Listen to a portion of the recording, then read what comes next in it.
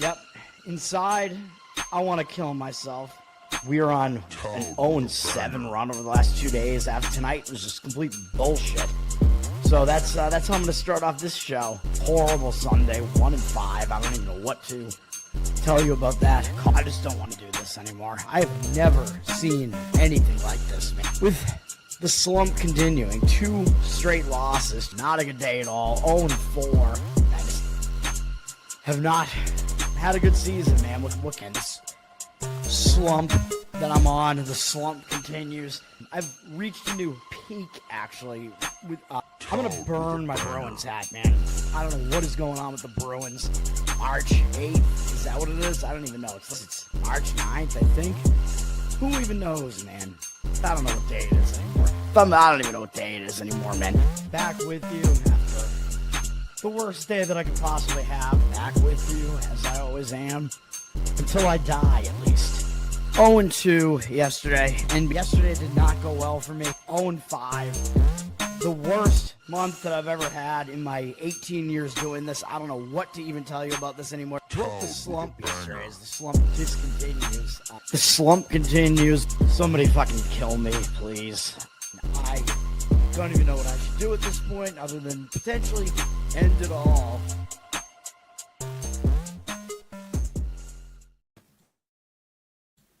What's up, everybody? It's Toad, back with you with Toadstool Sports. It is Friday, January 16th. Let me check my audio here real quick. We went 2-0 on the show yesterday, so I'm happy about that. Old Dominion got there for us. They covered. They were winning the game by double digits early in the game, so I thought we were going to get an outright win on that potentially, but they fell behind in the second half. They were able to cover, so I'm fine with that. And then we got the win with what was the hockey play? The Sharks. The Sharks got us the win, so that's good as well. My Celtics and Bruins both won as well yesterday, so I'm happy about that too.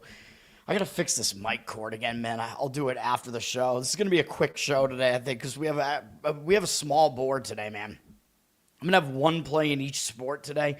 The board is small. Hopefully we're selecting correctly here. But yeah, the Sharks got the win yesterday. Not really a misleading result. If you look at the stats there, they won the game statistically, so I'm happy about that as well. Mr. Pinsey, what's up? Alexander, what's up? Kyle, what's up? Yeah, perfect day. It's easier when you only have 2 plays. It's a little bit easier to go perfect. But yeah, thank you, sir. Hornets, Bruins, Warriors, all of those hit. All right, nice. So, yeah, I mean, I'm not recommending parlaying those, but, I mean, if you parlayed, you would have won something on that as well. But, as you know, I don't recommend the parlays because one loss takes the whole thing down, and you don't get good enough odds on the parlays. The books want you to parlay. We only straight bet here, man. We don't gay bet. All right, let's get into it. We have college basketball. We have Big East, MAC, Big 12, A-10, and Mountain West all in action across 7 games. Yes, bring out the broom. We're getting witchy. Yeah, 6:30 p.m. we have college basketball starting with the Big East matchup between Creighton and Providence at Providence. Fox Sports 1 has this game. I'm not interested in this game. There's no real... I don't see much of a situation at all here. These teams haven't played yet this year. They didn't face off in the conference tournament last year, anything like that. Creighton is coming off a close call, though, against Georgetown. So should Creighton have beaten Georgetown by more than this? Maybe. Creighton was an 8.5-point favorite, and they got taken into overtime. So that's, I guess, the only angle I see here is really Creighton should probably step up their level of play after a game like that wasn't very good. Creighton's definitely the better of these 2 teams. Providence is just not that good, and Providence did have a big game last game against Villanova. They lost by 6. The game wasn't really that close, but all of that being said, I think I would have to lean to Creighton in this game. I do think the spot is a little bit better for them, and they are the better team. The odds makers are telling you that by lining them as a favorite here. They're up from pick'em to 1.5 here. It looks like it's headed towards 2. It does look like the money is coming in on Creighton right now, at least. they're a little bit public, 67% of the tickets, but the money might be joining the public side in this one, 74% of the cash there as well. I also think Creighton is the right side in that game. Zach, what's up, man? Thanks for hanging out. All right. Decent MAC game on CBS Sports after that. Fox Sports 1, by the way, is a triple header, and CBS Sports has a double header here. 6:30 p.m., we have Toledo at Kent State. Both decent teams in the MAC. They're both one-loss MAC teams right now, although as the odds will suggest, Kent State is actually the somewhat better team here. Toledo just had a pretty satisfying win, I would say, over Ohio. I don't think they're going to overlook Kent State because Kent State's been one of the better MAC basketball teams recently. But Toledo is coming off beating Ohio by 16 and scoring over 100 against them. Kent State just beat Buffalo on the road, which not that easy to do either. Buffalo, although I talked about how Buffalo's overrated coming into their last couple of games. I think Buffalo was 3-0 in MAC play to start MAC play. They faced a week out of conference schedule as well, and now Buffalo starting to play better teams in the MAC. Now they've lost 2 games, so they're not as good. But that was probably a game where I think Kent State was about a 1-point favorite, and they got that win. Not an easy game, so that was a pretty good win for them as well. Toledo actually kind of had an easier time of it. So I don't know what we want to do with this game, man. I don't have a good read on this. Kent State is up to a 5-point favorite. The total is high at 169.5, so it might be worth looking at an over in this game, although I do very little with totals. Toledo plays on the faster side of things. Their defense is pretty weak, and Kent State also weak defense. Both these teams are almost in the top 100 on KenPom in offense, but they're outside of the top 200 defensively. Kent State plays really fast, 19th in the country. KenPom has them the 7th luckiest team in the country, though, and 304th strength of schedule. So Kent State, they've actually faced the weaker schedule, and they're the luckier team. You know, I'm kind of leaning towards taking the points of Toledo as far as a lean in this game. I don't love it, though. I think an over might be the better way to look in that game, and that total is way high for a reason. And again, you're looking at capable offenses, bad defenses, and both teams like to go fast. Kent State likes to go extremely fast. So those are my thoughts there. The next game up is the best bet. You know how I do things. So you know what it's going to be. Even though it seems like the early market behavior is going against it, we're going to take Baylor plus 7.5. I actually think there's line value here. This is at Kansas. I know Kansas, Allen Fieldhouse. There's a lot of mystique around that place. Kansas usually does well there, but you're asking Kansas to win by margin here, man. And Kansas is a team that focus on defense. They play not crazy fast or anything like that, although they're playing a little bit faster this year than what I'm used to out of them, but they're still in the bottom half, basically, of tempo. Now, of course, really this is all about Kansas crushing Iowa State in the last game. Huge win for Kansas. Iowa State now knocked from the ranks of the unbeaten. I believe Vanderbilt now is as well after losing to Texas. So Miami, Ohio is like the only undefeated team left, and Arizona. Is there any other one? I don't know. I forget. Because Michigan also lost to Wisconsin, so those might be the only two. Huge win for Kansas, though, man. That was also at Allen Fieldhouse. You could maybe consider that to be the legitimizer for Kansas. I know they had a decent win earlier in the season against Tennessee, but Tennessee doesn't look as good as the past couple of years this year. And, of course, what did Kansas do after they played that game? Well, they lost to UConn after that, so they were in maybe a little bit of a letdown hangover, although UConn's good, obviously. Usually you'd get up for a game against UConn. They probably did, but they just couldn't sustain that amount of energy. But that might be a sign here that maybe their energy will be lacking again in this game against Baylor. And I think you could tell that this line is too high because you remember Baylor just played TCU a couple games back, and that was a line that was like a 1-point line one way or the other. So the odds maker, and it was at TCU, I believe. So the odds makers are telling you Baylor is better than TCU. And KenPom, by the way, also has Baylor ranked about 10 to 15 ranking spots higher than than TCU. I'll just look. I'll show you. He has Baylor at 40. He has TCU at 52. So, yeah, he has TCU 12 ranking spots behind.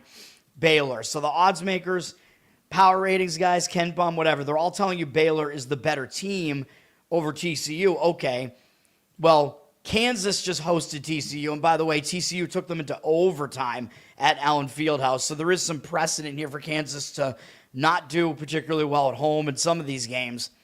What was the line in this game? Oh, thank you, ESPN, for putting the DraftKings widget back up here. This line was between 6.5 and 7. It was between 6.5 and 7.5. It had dropped, so it went off at like 6.5 or 7. So I just told you Baylor's the better team, yet Baylor is getting more points here through a key number than TCU was getting in this game. So I think that's a sign that we're getting a little bit of line value here, man. Kansas being a bit overrated because they're Kansas.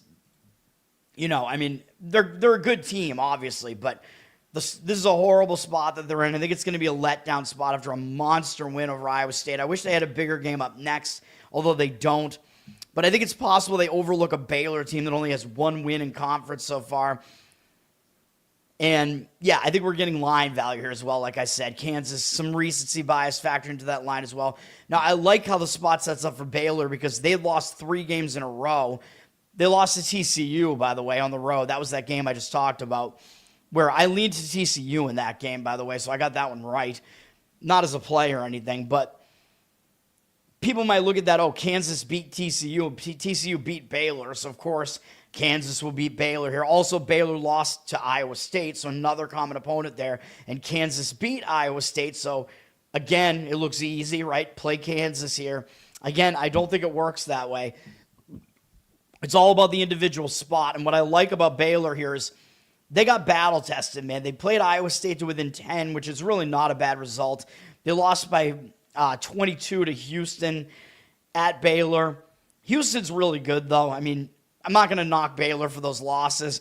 And then what Baylor did in the last game, they went on the road to Oklahoma State, who's been playing well, although I have said that Oklahoma State's not as good as their record looks. They just played a really easy schedule. Baylor was able to go in there and beat Oklahoma State, and I like that because it's not a win that's going to make you overconfident, but it breaks a losing streak for Baylor. Baylor got battle-tested a bit. Now they've also played 2 road games in the conference, so they're not going to be totally intimidated here. You know they're going to get up for a game against Kansas as well, so we'll take the points with Baylor in this one, man. And yes, I know Kansas is the better defense out of these two. Baylor's not very good defensively. Baylor is the better offense out of the two teams, but of course, the thing that I like is the better defense getting points, but obviously you're asking the better defense to lay a bunch of points here. So we're going to be on Baylor. Really, it just comes down to, I think Kansas is in a big-time letdown spot after a dominant-looking win over Iowa State. 78% of tickets, 99% of the cash on Kansas. The line's gone up from 6 to 7.5 here, so it did open in a range that made more sense, and now it's through that key number. I don't know what to put, like how much weight to put into this initial market behavior here, man, because I do think Kansas is going to wind up being the public side at the very least. Baylor is my play in college basketball, though, plus the points. What about Nebraska? Oh, they're correct. They're still undefeated. Yeah, dude, I just keep forgetting about Nebraska. Yeah, they're still undefeated. That is correct. I also think, just like Miami, Ohio, I think Nebraska is also overrated. Although Nebraska is better than Miami, Ohio, obviously. All right, that game is on Fox, by the way, at 8 p.m. Eastern. There's no 7 p.m. tip-off, which is interesting. ESPN gets an Atlantic 10 game at 8:30 p.m. between Loyola, Chicago, and Dayton. Now, for Loyola, Chicago here, this is a second matchup already, and Loyola Chicago lost by 2 at home to Dayton on January 3rd. So this is one of those second conference matchups where a lot of times I will look to the road team if that team lost as the home team in the first game, and now they're an avenging road underdog, similar to football, NFL. That's a good spot to look for, and that is what we're getting with Loyola Chicago here. So it might be a decent spot to look for them. I don't think they're going to overlook anybody here. They are coming off a fairly tough game against George Mason, but again, I don't think Loyola is going to overlook any team right now, whereas Dayton, it is possible they overlooked this Loyola team they already beat, but Dayton, they're just not really at a bad spot, man. They just beat Duquesne. They got LaSalle next. So Dayton's not really in a scheduling spot where it's like a flat spot in the schedule or anything. Dayton did drop from an 18-point favorite to a 16-point favorite, and we're looking at a pretty low total of 142. I think both of these teams like to play on the slower side. Dayton's in like the slower half of tempo. I think Loyola plays slower than that. They do. So, and unfortunately for Loyola, Ken Bum has them as a pretty lucky team and very bad defensively. So they're definitely a down team this year, man. But asking Dayton to lay all these points in an avenging road against an avenging road underdog with a low total, I'd probably have to take the points with Loyola, but not a play for me. The spread did drop from 18 to 16. There was 83% of the tickets on Dayton, but 100% of the cash obviously can't be correct. All right, Fox Sports 1 with the next Big East game. They get 2 Big East games and then a Mountain West game. I'm used to the Mountain West being on CBS Sports, so I don't know what's going on with that. But CBS Sports gets the lesser MAC game. Actually, they get both MAC games. What am I saying? Or no, we're talking about Fox Sports 1. What am I saying? But yeah, CBS is going to get the MAC doubleheader. Fox Sports 1, gets these 2 Big East games, and this is the lesser of the 2 Big East games, man. This is an ugly game. Marquette at DePaul, and things are so bad for Marquette right now that DePaul is favored against them, and probably rightfully so. DePaul has actually played better than they have this year. I don't know if Ken Bum actually has DePaul as the better team, though. That would be really crazy. He actually does. He has DePaul 6 ranking spots higher, I believe is what that is. 8 ranking spots higher, than Marquette.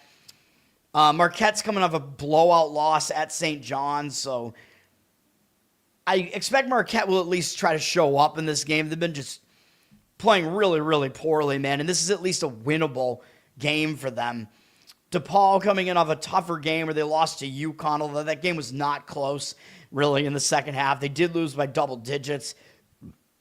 To me, I think the spot does set up a little bit better for Marquette, though. And DePaul, really, we're at a point where DePaul's a 3.5-point favorite. I know Ken Bum has them as the better team, them as the slightly better team. I don't really see it, man. I think we're going a little bit too far here. As bad as Marquette is, 67% of the tickets on DePaul, 94% of the cash coming back in on Marquette. I'll agree with the market on that one and lean towards taking the points with Marquette. It is a low total as well, 144. Although I believe DePaul plays slow and Marquette wants to go a little bit faster, so DePaul playing slow might frustrate Marquette a little bit, which is a little bit of a problem, but I just don't really see asking DePaul to lay points like that, so Marquette would be my lean in that one. Hornets, Garrett, what's up, man? Yes, correct. Who did the Hornets beat again yesterday? I don't even remember. I forget what my opinion was on the game. I skipped the NBA yesterday, and I wasn't great with my NBA reads yesterday. I don't remember if I had that one right or not. CBS Sports, like I said, they have the MAC doubleheader, and the later game is the uglier game here as well. Ohio at Ball State. Ball State is the main reason why this is an ugly game. Ohio did just lose a win streak, though. They'd won 5 games in a row, and then they just crashed down to earth, I guess, by losing to Toledo. So that type of loss might hang you over a little bit, even though it was a loss by 16 points or whatever. Ball State, you're probably going to get an effort out of them because they haven't won a game in the conference, so they'll probably continue to try to give you an effort at the very least. They're coming off a 10-point loss at Akron, which is actually a pretty respectable result. Akron is the best team in the MAC still, despite what you see from Miami, Ohio. I still think Akron is the best team in this conference. Ball State was able to play okay against them, although that game really wasn't that close either, but that means that Ball State did not take Akron to the wire or anything like that, so they should be, at least I would guess, prepared for this game. Ohio's up from a 3-point favorite to a 4.5-point favorite. Total pretty low in this one as well, 147.5. I would probably lean towards taking the points with Ball State in that one, but this one, I don't have much of a read on this one. Lakers were only minus 3.5 at home. Yeah, I kind of remember that, I guess. I think I did lean to the Hornets. I forget. Lakers, they're just not very good, man. We know they're without Reeves and whatever, but yeah, that Laker team, bad defensive team. lucky for me as a Laker hater and Celtic fan, Lakers are going nowhere this year, so I'm happy about that. They're not going to get through that gauntlet that is the West, man. Where they would have to get through some combination of the Thunder, who I don't think are going to lose to any of these teams, the Spurs, the Rockets, and the Nuggets with Jokic, assuming Jokic is back by then. Yeah, that's not going to be easy. The East is way more wide open. Yeah, Ayton, however you pronounce his name. Yeah, I didn't even think that was a good pickup for them. It's just, yeah, kind of dumb. I remember him being pretty good in college when he played at Arizona, but yeah, yeah, not a great NBA player. Mostly his defense is very lax. And then we do have Fox Sports with a Mountain West game. Like I said, Colorado State at Boise State. This one kind of jumps out to me right away because you have an 11-6 overall Colorado State team against a 9-8 Boise team. Yet Boise is almost a 6-point favorite in this game. Well, why is that? The odds makers are telling you Boise is actually the better team here, so that has me right away kind of leaning towards laying the points here, although with Boise, I mean, they're not really a great team to lay points with. It's a low total, low 140s. Boise likes to play really slow, so I don't love any of that as far as laying the points, although that is probably the way that I'm going to lean in this game just because the line looks really suspicious. But, of course, Boise played the more difficult out-of-conference schedule, and that's what you're going to see. KenPom, I'm sure he will have Boise as having faced the more... Yeah, Boise, according to KenPom, has faced the 7th most difficult schedule on the season, and Colorado State has faced the 111th, so there's a big strength of schedule disparity there. Boise faced the 42nd strongest non-con schedule, so... much more difficult than 261st for Colorado State. He has both teams actually fairly high in the luck index. Boise kind of more in the mid-range luck, which is interesting. Boise is the way better defense out of these two teams. Colorado State is the way better offense, even though he has Colorado State as now the slowest tempo team in all of college basketball. So Colorado State's one of those weird teams, slow tempo but no defense, and they score pretty efficiently, which makes no sense. So it's going to be a low-scoring game most likely here, man. So I could see an under maybe making sense in a game like this. I think both teams might show up because Colorado State's coming off an ugly loss at Fresno. I think Colorado might have been looking ahead to Boise. And I think the public bettors are going to come in on Colorado State here because they're going to see, oh, Colorado State just beat UNLV the game before, then Boise just lost to UNLV. So how could Colorado State not cover as an underdog here, right? I think that's what the thought is going to be, but I don't know. I just think Boise, I don't know, going to UNLV in that game, maybe they got caught. They were coming off a game against Utah State, although I know Utah State blew them out. Utah State is legit, man. They're really good. Boise, they face a difficult conference schedule so far. They did get a win over New Mexico. They took San Diego State into triple OT on the road. We faded them with Grand Canyon in the next game after that because that was sandwiched in between that monster San Diego State game and then Utah State on deck. So Boise, I mean, they've had a difficult schedule. They've had some tough scheduling spots here as well. I kind of think they right the ship in this one. I would still lay it with Boise if I was going to play it, even though I like the better defense, so I don't like laying points with the better defense necessarily. The market read is saying the opposite here, but I don't really get that. I don't see how 78% of the tickets are coming in laying points with Boise State here. There's no way Boise State is a public side here. 72% of the cash on them, so less of the cash. That doesn't make any sense to me. They're a 6-point favorite, but yeah, the total at 141. Already seeing a little bit of traction on the under there. I think the under does make sense in that game. Low totals generally tend to go under. They're low for a reason. High totals tend to go over. They're high for a reason. So that's what I think about that game. All right. Let's go to hockey here. I will have one hockey play here. And the market read seems to agree with me on the hockey game. San Jose, our guys from last night, are playing on a back-to-back here. They're going to Detroit. NHL Network has this game at 7 p.m. Eastern, so this game will be televised for people that have the cable sports package there, like me. Although I'm sure you could just stream it somewhere if you want to. Oh, no, I'm not supposed to say that out loud. San Jose, they just beat Washington last night. It was a nice upset win. Now, they were rested going into that game, so they're not going to be totally, I don't think they're going to have no legs, right? Even though they're on the back-to-back, they had a lot of days off prior to yesterday, so I don't think their rest spot is that bad. Although it is still a back-to-back, they are still traveling to Detroit. They do have to go to Florida next and then Tampa, and those games are going to be back-to-back days, Monday and Tuesday, so maybe there's the possibility they overlook Detroit here, although I don't think you really overlook Detroit because they're a good team. Just might be a spot where maybe San Jose just doesn't have their best effort, let's say. Detroit, I think the spot does set up better for them because they've been off since Tuesday. They got shut out at my Boston Bruins. Now they're back home after that, after getting shut out. Yes, they did lose a win streak, so sometimes that will hang you over, but I think Detroit will show up after getting shut out like that. They should have Gibson back in net. That was a win for us, actually, with the Boston Bruins. I gave that out as a winner on the show because you can explain that loss because Detroit had beaten Carolina in overtime the previous night, and you knew they were going to have to switch back to Talbot, who was maybe going to be a little bit rusty in that game. So it was a good call, thankfully, with the Bruins. And, as a fan, obviously, I'm happy about that. But, yeah, Detroit should have Gibson back in net here. I would lean to Detroit in this one.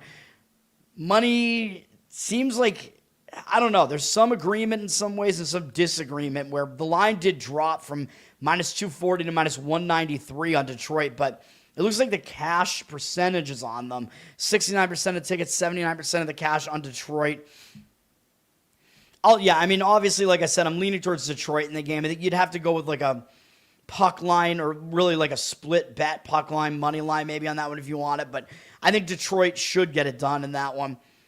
This next game up, the big game of the night, really, which is not on one of the TV networks. All the rest of these games are just ESPN Plus, but Florida, Carolina, we're going with the best bet in this one, and this is going to be a split bet, and it is going to be the Carolina Hurricanes. Garrett, there you go. We're going to split bet this. We're going to throw part of it on the minus 1.5 puck line at plus 165, and the other part of it, minus 155 money line. Here's the split. I got the calculator up for you here. It comes out to a plus 104 with the way that I did it, the numbers that I found on this. Again, the way that you do this is you put more of the bet. It comes out to, I don't know, probably about 60% of the bet. Well, let me see. If we do it based on 100, what is it? Yeah, 58% of the bet winds up being on the money line part of it, in this case, the minus money part of it. And the amount that you win should equal the amount that you're putting on the plus money side of it, right? So that means that if they win outright, you're going to push the bet if they win by one. If they win by more than one, you're going to scoop the pot. So it's a little bit more of a risk-averse way of doing it, but that's what I'm doing here with Carolina. We're going to fade Florida here. Now, first of all, this is a huge revenge spot for Carolina, not just because Florida is 2-0 against Carolina during the regular season already, beating Carolina 5-2 the last time out at Carolina. And that was in a potential zigzag spot for Carolina, too. Carolina had lost at Florida 4-3 in a shootout a few days before that. So Florida's 2-0 against Carolina to start the season. But that's not the full picture here. This is still a playoff revenge spot for Carolina. Playoffs, because, and it's not just playoff revenge either, it's Eastern Conference Final revenge, because Florida is the team that eliminated Carolina from the playoffs last year in the Eastern Conference Finals. So Carolina still has not gotten revenge for that. So I think Carolina absolutely is going to show up in this game. And for Florida, I think the spot is actually not as good for them. They've been off since Monday, so you might think, oh, well, Florida's really rested here. That's going to be good for them, right? In this case, I'm not so sure because they went into that rest on a 2-game win streak, and I keep talking about, this is like how I talk about the NFL buys. When things are working for you and you're rolling, you don't want to have a lot of time off, man, because it can cause some rust to build up, so I don't like that for Florida. Whereas for Carolina, they're coming into this game also on rest. They haven't played since Tuesday, but the difference is they went into that rest on a 2-game losing streak. So I think in that case, the rest is good because it can help break you out of that losing momentum. So I like this a lot better. It's technically a return home spot for Carolina, but they were only away Monday, Tuesday, so it's not really a return from a long road trip or anything.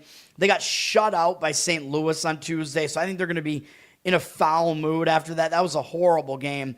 And I talked about how bad a spot that was for Carolina on the show because they had lost a win streak. They had lost in overtime at Detroit the night prior. They had this huge game against Florida coming up next. It was a bad spot, man. I just didn't give out St. Louis as a play.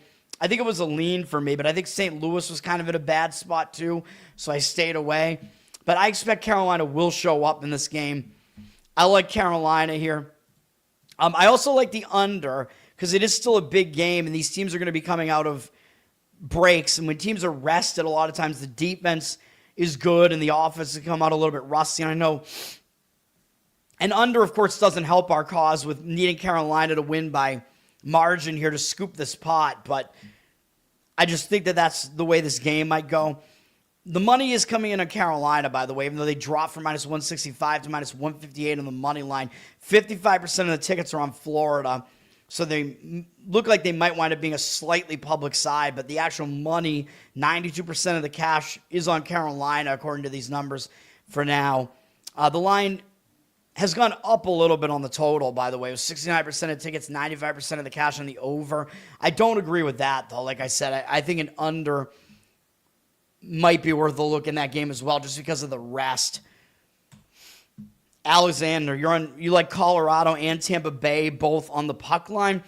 I'm going to talk about those games now. Tampa Bay at St. Louis. I agree with you on Colorado. Tampa Bay is more questionable, I would say. Laying a puck line on the road, I don't know about that. Tampa Bay is on this huge roll right now where they've won whatever this is, 11 games in a row, 12 games in a row. I don't even know what this is. 11, I believe, is what that is. Well, you can see because it's 29 and they were 18, for the number of wins. 11 games in a row. They just beat Pittsburgh. They've been off since Tuesday, and I'm going to reiterate again that when you're on a huge win streak like this, you don't really want to have days off because it can hurt you. I know I said that coming into that game against Philadelphia, and they still won, but I still think that this is generally the case. When you're rolling, you don't want to have time off. They just had a decent win over Pittsburgh. Now they have St. Louis on the road. I mean, I don't really see Tampa Bay focusing on St. Louis, man. Tampa Bay has Dallas up on Sunday, so yeah, there's no way that I would lay a puck line with Tampa Bay here on the road in a sandwich spot here. No way. Although St. Louis is not really in a good spot either, but Tampa Bay just crushed St. Louis back on December 22nd as well. So that's who they're playing here as well. They might just completely overlook them. They beat them 4-1 in Tampa last time they played them. I see no reason why Tampa's going to have a huge effort in this game, man. It looks pretty bad to me for for Tampa Bay. It's not good for St. Louis either, though, because they just shut out Carolina 3-0, and they've been sitting around since then. So it's not a great spot for them either. Although I expect they probably will show up for a game against Tampa Bay. So I lean St. Louis in this game, but both teams are kind of in bad spots, so I don't love it. Tampa Bay looks extremely public. They've already shot up from minus 165 to minus 189 on the money line. I think you're laying a really, really hefty price with Tampa Bay there, given what this spot looks like.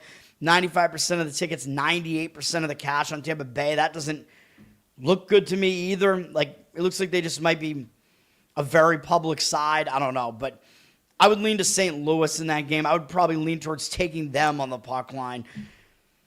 An over kind of makes sense in that game to me too, although it's one of these low totals, though, where a low total usually indicates a lower scoring game, but in a game where I think both teams might just not have total focus, I tend to think overs make more sense in games like that, but we'll see how my total reads are because I don't know, man. I dabbled with the totals in hockey last year, pretty much all on overs in specific spots, and I think I won more than I lost, but I don't know. I just haven't done it this year. Then we have Colorado, Nashville at Colorado. Nashville just beat Edmonton in overtime on Tuesday, and they've had a couple of days off. So even though it's rest, I think it's kind of a bad spot for Nashville because that was a huge win for them. Obviously, they're going to show up for a game against Colorado, but Nashville's coming off a big win. They're going to have to put in another huge effort here. Yes, I know they have rest. I know they're starting a road trip, those are usually good spots. You usually focus when you start the road trip. They're not going to overlook Colorado. I don't know what else to say about it, but Nashville did actually go 1-1 against Colorado back in December. They beat Colorado in a shootout in Nashville, and then Colorado got their revenge and beat them in Colorado by 2. I don't know if there's anything to really take away from that, although Nashville was fairly competitive against them at the very least. But Nashville having the extra time off might hurt their momentum a little bit because they'd won 2 games. Yes, it'll help them rest after a tough game against Edmonton, but they may still be feeling a bit high off of that game. Colorado, I think the one thing that you do know is that I think you're going to get focus out of Colorado here because they just lost to Toronto in overtime back on Monday, and Colorado's been off since then. So they've had basically the whole week off just sitting at home waiting to try to bounce back from that loss. Now, one issue might be like who's going to be the goalie here because it looks like Wedgwood didn't play in their last 2 games. They had Minor in there, which is probably not good, although I don't see any injury news here, so I don't know why Wedgwood wasn't playing. Or Blackwood, I guess, because Colorado's been alternating between the Woods, so I don't know why they changed to Minor, but whatever. I'm expecting probably Wedgwood back in net for this one, unless he's injured, but it doesn't look like he is, but we will see. I'll agree with Colorado slightly. I would lean towards Colorado here, puck line probably, but they're up to minus 296 from minus 292. Huge favorite, but I don't love it. 90% of the tickets and 100% of the cash on Colorado. Obviously, that's not correct. There'll probably be a public side, but the public has a tendency to shy away from laying giant favorites like that, although they might be tying them up in like parlays and stuff. All right. And then we have Anaheim at the LA Kings. The battle of LA/Anaheim here. These teams are close to each other, up the highway from each other. Anaheim just beat Dallas, so they could be in a little bit of a letdown spot here. Now, Anaheim was on a huge losing streak, though, so that did break their losing momentum, and I think that part of it is a positive. Like, when you're losing every game, as soon as you break out of that loss streak, sometimes it does give you a newfound sense of positive momentum, and you do carry that forward. But I worry that Anaheim might be in a letdown spot because that was a huge win against Dallas. And now they've had a couple of days off. The Kings, though, they're not good at home, as I keep pointing out. The Kings, 7-10-6 at home, really ugly. Anaheim's not good on the road either, really, 9-13-2. Although this being a road game for Anaheim is a little bit of a stretch because their fans will probably show up for the game because it's right down the road. The Kings are also coming off a pretty difficult game, and they played more recently, man. They played on Wednesday, and they took Vegas into overtime. So that was a big game for LA as well. So I guess, to me, yeah, the spot does actually probably set up better for Anaheim because they at least broke out of their losing streak. Both teams are coming off big games. Anaheim has a little bit more rest, and I don't trust the Kings at home. The money is disagreeing, though. Anaheim has 71% of tickets and only 54% of the cash, so the public seems to be on Anaheim, which is weird. The way Anaheim's been losing lately, I don't know why the public would want anything to do with them, even though they did beat Dallas. They'd lost so many games prior to that. You'd think the public would shy away from them anyway. Kings did drop from minus 170 to minus 150 here. So, I don't know. I lean towards Anaheim slightly in that game, but the market is seemingly disagreeing.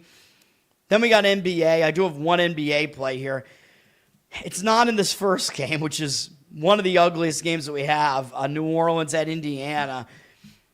New Orleans coming into this game off of beating Brooklyn, so they'll probably at least carry momentum into this to start this 2-game road trip. They play Houston next, but New Orleans may not really overlook anybody with the way they've been playing. Indiana's coming off a loss to Toronto, which was 2 days ago, and that was coming off beating my Boston Celtics. So Indiana was kind of in a letdown spot to some extent there. They do play Detroit next, so maybe the scheduling spot's a little bit more questionable for Indiana here. Well, I think both teams have bigger games up next, though. New Orleans has Houston next, so I don't know. In a situation like that, I go, all right, what is the market telling me? Pacers are up from 3 to 4, 85% of tickets, 99% of the cash on the Pacers, so the market is kind of indicating on the Pacers right now. I guess I could see that maybe them being in a bounce back spot after losing and staying at home, but I don't have a good read on that game at all. ESPN's got Cleveland at Philadelphia, and I like this game more than most of the other ones. So this is not my play, but it's close. This is a potential zigzag spot here, man, where Cleveland just won at Philadelphia, and they won in a blowout, 133-107. And I told you I liked Cleveland in that game. Cleveland was coming off an embarrassing loss to Utah. I just thought the spot set up a lot better for Cleveland. You were actually getting Cleveland as a 1-point dog in that game. Or no, Cleveland I think was a 1-point favorite actually when the game went off. So we're going to talk about the line here in a minute, which is part of the reason why I don't want to be on Philadelphia here. But I do lean to Philadelphia for sure here because you had Cleveland winning by 26, man, and now you're repeating the game again.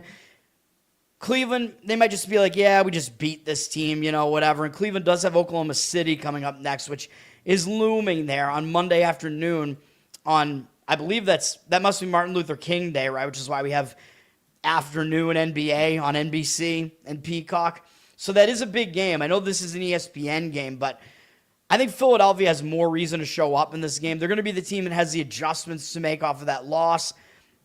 That's how the zigzag works, man. Like when everything worked for you, like Cleveland, you have nothing to fix. Whereas for Philadelphia, things went wrong, so you have things to fix. Philadelphia only plays Indiana next, so I think the spot does set up a lot better for Philly.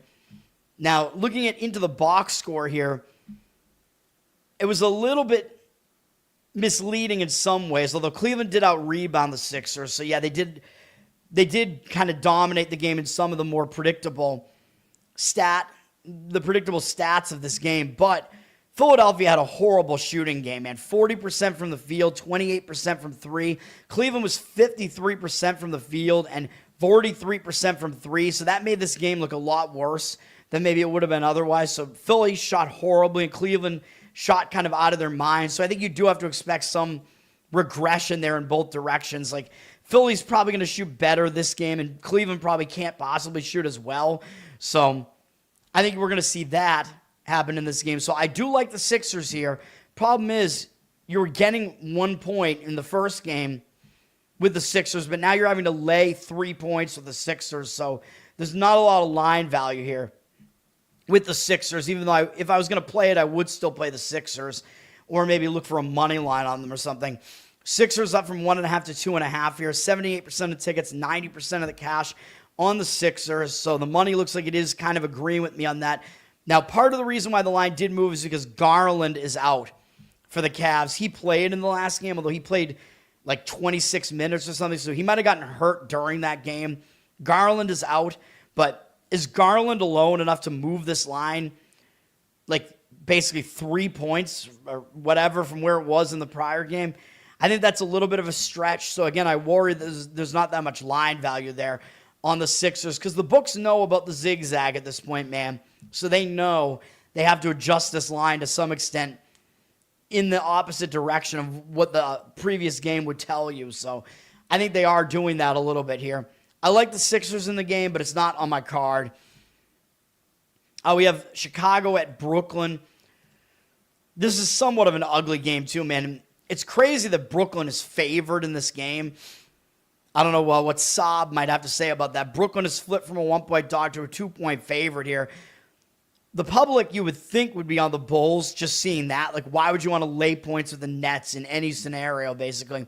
But we see 50-50 on the tickets and 85% of the cash on the Bulls, so the money looks like it is coming back on the Bulls.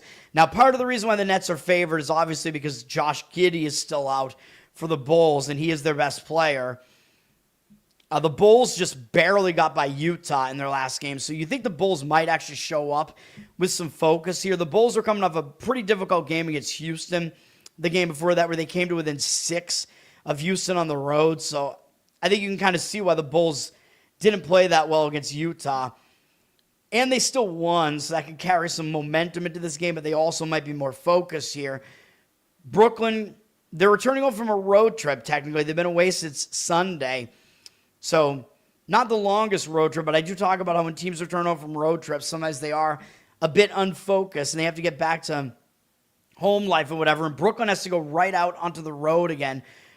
Right out on the road again, play Chicago on Sunday. So they play Chicago in a home and home here. So having that single game at home, very quick homestand to actually get stuff done at home, a lot of times that's not a good spot. So I actually do agree with Chicago in this game, but it's not a strong opinion for me, even though the Nets lost every game on that road trip, culminating in losing to the Pelicans. But I do think the spot is a little bit better for Chicago there.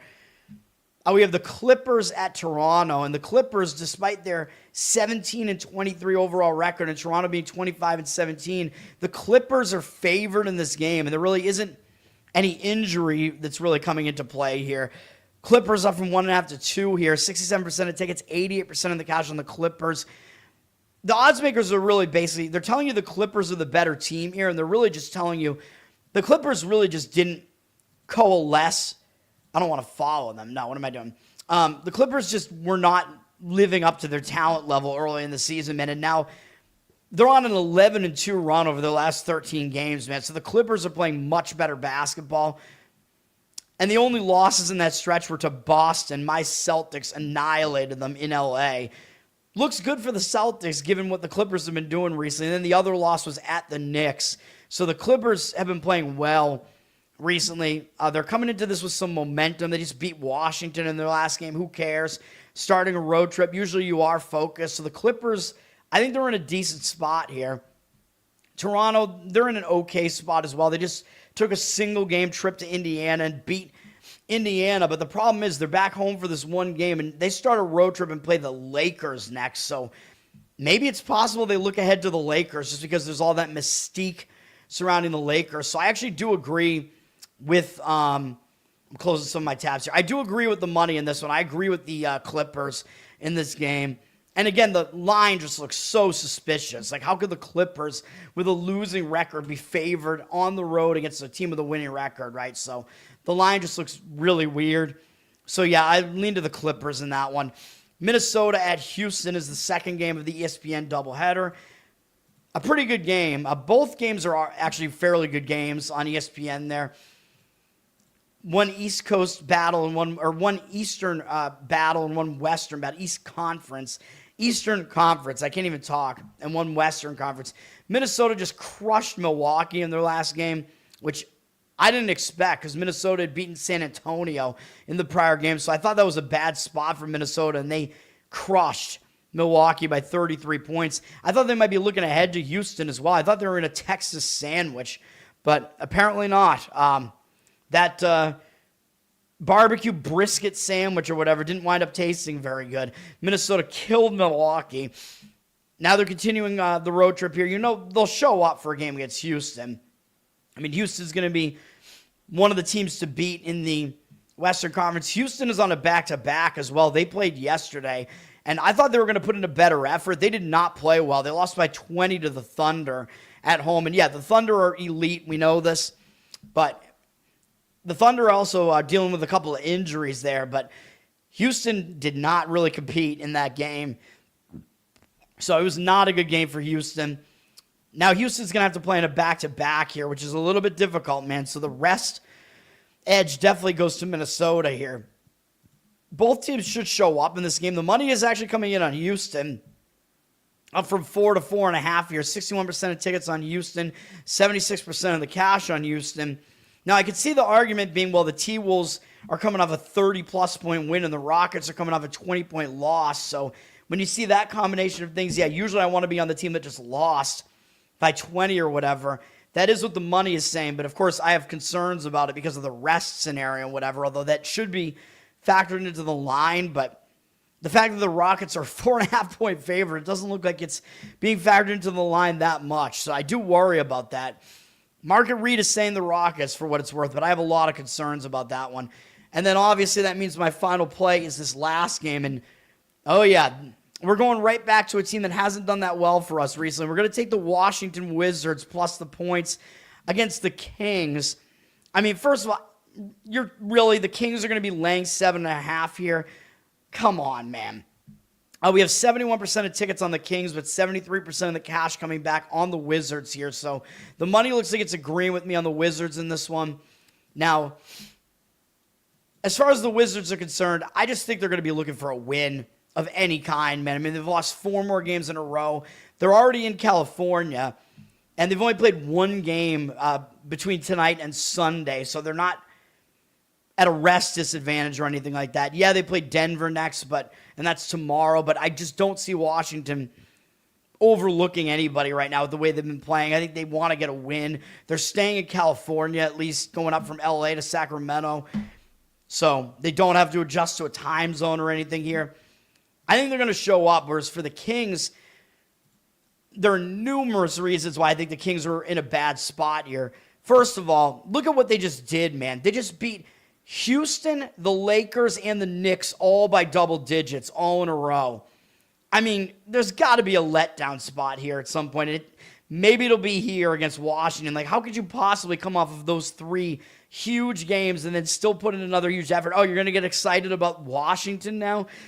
I don't see that, man. After the Kings have been playing horrible basketball for a long time, and they're still not a very good team, and you're now asking them to lay 7.5 here, where I think in those 3 prior games they were an underdog in all 3 of them pretty significantly. I think they might have been a double-digit underdog in this game against the Knicks.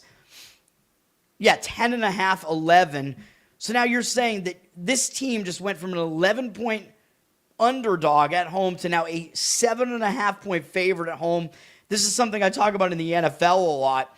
Week to week, when you see a team shift from being a giant underdog where the public doesn't want anything to do with them to being a favorite where the public wants them, that is a major red flag, man. And yes, there is another reason why the Kings are this much of a favorite, which I'm going to talk about in a minute, because there is injury information here that's affecting the line. But yeah, I just think this line is going way too far here. I think there's definitely some value in fading a bad Kings team when you're asking them to lay this many points in a spot where they've won 3 huge games in a row. And I'm guessing they were double-digit dogs in all 3 games. Yeah, they were 14.5-point underdogs against the Rockets. Against LA, actually, they might not have been double digits. Let me see. They were 9.5. It was close. I was going to say it might have been 8 or 9. Yeah. But still close to pulling off 3 straight double-digit underdog upsets. And by the way, they play Portland next, and I think that's still maybe a little bit of reason for a look ahead. I think that's a game that means more than Washington does because it's a conference game, and Portland just swept a home-and-home against them back in late December. Late December. But not in 63. The Kings lost both of those games, one at home and one on the road. So there's a little bit of a double revenge angle here for Sacramento in their next game here against Portland. So there are a lot of problems for Sacramento in this game. And then the reason why they're a 7.5-point favorite is, oh yeah, guess who's coming back after being gone for a long time? Oh yeah, that would be Sabonis, the Kings' best player. He's been out since November 16th. So he's missed 2 months, literally 2 months of action. And now you're asking your star player to come back. And it looks like he's going to, because he was a full participant in practice here. Let me see. I just saw that on the injury information. Hold on. I have my Sabonis jersey somewhere too. He was a full participant in practice yesterday. So to me, based on the fact that the Kings are a 7.5-point favorite here, fact that he fully practiced yesterday, I think he's coming back tonight. So what does that mean? Yeah, it's the reverse injured player spot here, man. When you have your star player coming back after a long absence, especially when the team has started playing really well without him, winning 3 straight games as giant underdogs, I think that's a bad thing, man, because the team might be thinking, hey, we're already doing really well. Now we get our best player back. This is going to be really easy. You know what I mean? You have a tendency to kind of just take your foot off the gas, and then teams are going to have to, the team is going to have to fit back into their roles. Whoever's filling in for Sabonis is going to have to go back to a bench role. Sabonis is going to have to get used to being in. Now, of course, some teams are kind of smart about it, and they ease their players in, right? So it's possible that Sabonis plays, but he just doesn't play that many minutes or comes off the bench or whatever. But the thing is, if they say he's playing, that's still going to impact the line. So there's the thing about the reverse injured player theory is that when the player comes back, the line overreacts to him coming back. And this looks like it was going to be 5.5, and now it's up to 7.5. I think even if it's just 2 points, it might be a little bit of an overreaction here because, again, He's had a really, really long layoff. There's going to be some chemistry stuff that needs to happen. And again, if he doesn't play his full complement of minutes, well, the odds makers basically have to line the game like they think that he is, because they don't really know how he's going to be used. So they kind of have to line the game thinking that he's basically going to be a starter. So in games like this, I think you want to fade that team with the star player coming back. You get line value on it. The team usually doesn't gel like completely right away in that first game, and they again tend to take their foot off the gas a little bit. And I think it also sets up for maybe playing some props under on Sabonis, right? Because the prop market kind of has to come out there and put numbers out like they think he's going to be playing his full minutes, and maybe he won't. And with him having all this rust to shed and whatever, I don't know. But I would also, in a situation like that, I would be looking to play props on that player under as well. So that's the way that I look at it. But the play here is the Wizards plus the 7.5. That's going to do it, man. We do get the key number on both those basketball games. Hour show today, not too bad. Although I thought it might be a little bit shorter than that because it's a short board. But we talked about every game. We got 3 plays, 1 in each sport. We got the key number, at least in the basketball plays. We're going to be on Baylor plus the points, the 7.5 against the letdown spot, Kansas. We're going to be on the Carolina Hurricanes split bet puck line, money line there to finally get some revenge against Florida there, and what I think is a better rest spot for them, more advantageous rest for Carolina. And then we're going to be on the Wizards plus the 7.5 against the letdown spot plus reverse injured player spot, Kings. And that's going to do it, man. Yeah, the load. That's what she said.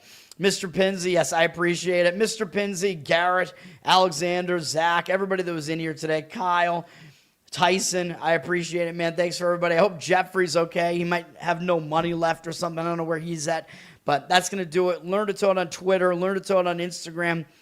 Like, subscribe to the channel here. Give me good comments. I appreciate all that. Listen on audio. Give me good reviews on Apple, Spotify on audio. That helps me as well. Covered in Uke is the Uke channel on YouTube. You can check that out. Patreon.com/LearnToToad. I know I have to keep up with that. I haven't been doing a good job with that at all. I apologize, but yes, I have to get back to that. The Patreon content, or the fulfilling requests, really. So I will do it. I've got to do at least one more for Charles and then one for that other guy. So I'm going to try to do those. And then Loser Cast, of course, the comedy panel podcast that I'm on. You can check that out as well. I think we kind of gave up on the Thursday night attempts there. I was on one of the Thursday night shows. It seems like you just can't get the group together for it. Although Adam Nutter still refuses to come on the Tuesday night late show, the one that the typical time that we do it. So I don't know. I don't know what's going to happen with that, but we still are doing the Tuesdays. And then I'll be back tonight, unfortunately, with a huge college basketball show that usually takes 2.5 hours. I might have to start it a little bit earlier, or at least start my handicapping early. It took me an hour and a half to handicap the board, and I think I go quick with it, too, because I'm just looking for situations, and if I don't really see one, I just kind of eliminate the game. Like, it's kind of like how I play poker, right? Like, be tight, aggressive in poker. Like, don't play too many hands at all. Like, you're folding a ton of hands. That's how I play poker, but when I'm going to get involved in a hand, I get, like, pretty aggressive with that particular hand when I think that I have some sort of edge, like, that's what you do. So that's kind of how I do it with the basketball handicapping as well. I'm just folding real quick on a lot of the games and then finding the good ones. So we'll see what happens with that. And then we'll see what happens with that dude who was in my chat the other day from Just Win Baby Bets, something like that. Something Al Davis related, even though I believe they're East Coast guys, so I don't know why the Raider reference there. But I may be talking to those guys soon, so we'll see how that goes. I don't know. But, yeah, we'll see. That's going to do it for me for now. And then, of course, NFL playoffs resume tomorrow as well. So, of course, we'll talk about those games in the morning. I mean, there's no rush usually the way that I do NFL. I'm usually fading the public. So, usually there's no rush to get to the NFL. Like, usually it's fine to jump in on the NFL the day of. But I don't know how many plays I'm going to have when there's only 4 games in the NFL, Get a little bit more, with as selective as I am. I might have one play. We'll see, but I will give my opinions on those games. That'll do it for now. Peace.